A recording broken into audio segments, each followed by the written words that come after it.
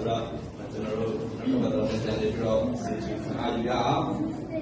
ယမဝရစာကံကြီးစံလေးအငယ်တစ်စီကိုကျွန်တော်ဖတ်တဲ့အခါမှာဒီမှာအားယူပြီးပါတယ်ဆိုတော့ဒီဘုမစံလေးမှာဆိုလို့ရှိရင်အစားအသောက်နဲ့ပတ်သက်ပြီးတော့မှဘောလုံးမှာအားရရလေးဖြစ်ပါတယ်ဆိုတော့ကျွန်တော်ဖတ်ပြမှာဖြစ်ပါတယ်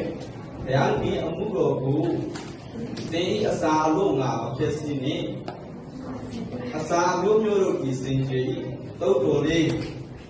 သူတစ်ပါးကြည့်ပြီးလေးစရာအကြောင်းနဲ့စားဖို့လူဒီအဖြစ်ရှိ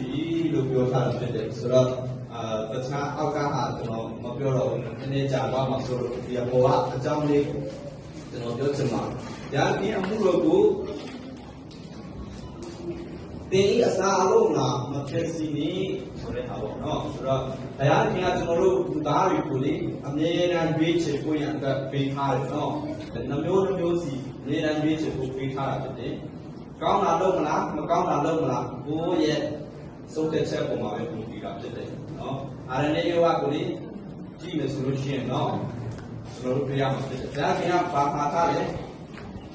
ဥယျာဉ်အလေးမှာရှိတဲ့ကောင်းကောင်းပြီးကျွမ်းရအပင်ရဲ့အပြီးကိုမစားနဲ့စားတဲ့နေ့မှာဥက္ကဋ္ဌဒေမယ်လို့ဘုရားရှင်မှာထားတာဖြစ်တယ်ဆိုတော့ဘုရားရှင်ကမစားနဲ့လို့မှာထားတယ်ဒါပေမဲ့အခုရွေးချယ်ဖို့အခုလူတွေစီမှာပေးထားတာဖြစ်တယ်လူတွေရွေးချယ်တဲ့အခါမှာဘုရားကိုရွေးသလားကောင်းကောင်းပြီးကျွမ်းရအပင်ရဲ့အပြီးကိုရွေးသလားဆိုရင်ကျွန်တော်တို့ပြီးပြီးသားကျွန်တော်တို့ရဲ့သက်တာဖြစ်ပါလေဒီမှာကျွန်တော်တို့ပြေးထားတော့နော်ဘုရားကြီးအမှုတော်ကိုသင်တို့အစာအလုပ်မှာမဖြစ်စီရင်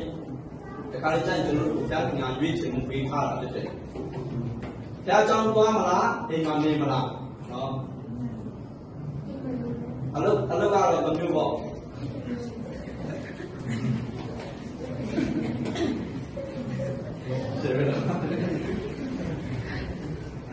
အလုပ်ရှိလို့ရှိရင်ဒီတနေ့ကလေးနဲ့အလုပ်ရှိလို့ရှိရင်တစ်မျိုးပေါ့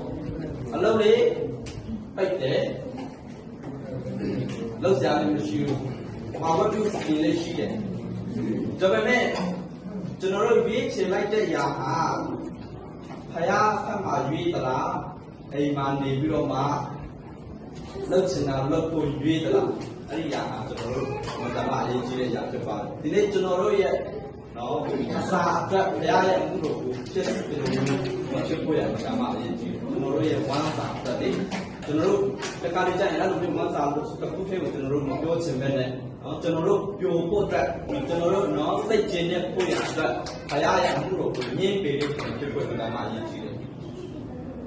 ကျွန်တော်တို့ဘုရားကိုပဲမှန်မှန်ကန်ရွေးတတ်ဖို့ရမှာအရေးကြီးတာဖြစ်တယ်ကျွန်တော်တို့ကြိုက်ဖို့နော်ကျွန်တော်တို့နှစ်သက်တဲ့အရာကိုကျွန်တော်ရွေးချယ်ဖို့မဟုတ်ပဲနဲ့ဘုရားကြိုက်တဲ့အရာဘုရားနှစ်သက်တဲ့အရာကိုရွေးချယ်ပြီးတော့မှနော်ဘုရားရဲ့ဘုရားရှင်ရှားစီတော့အတ္တကိုရတဲ့ဒီမှာအရေးကြီးတယ်နော်အောက်ကျွန်တော်တို့စပ်ပတ်ကြအောင်လုပ်ပါတော့အစာမျိုးမျိုးတို့ဒီစင်ကြယ်ဤတုတ်တော်လေးဒီတစ်ပါးကြည့်ပြီးရေးစရာအကြောင်းနဲ့စား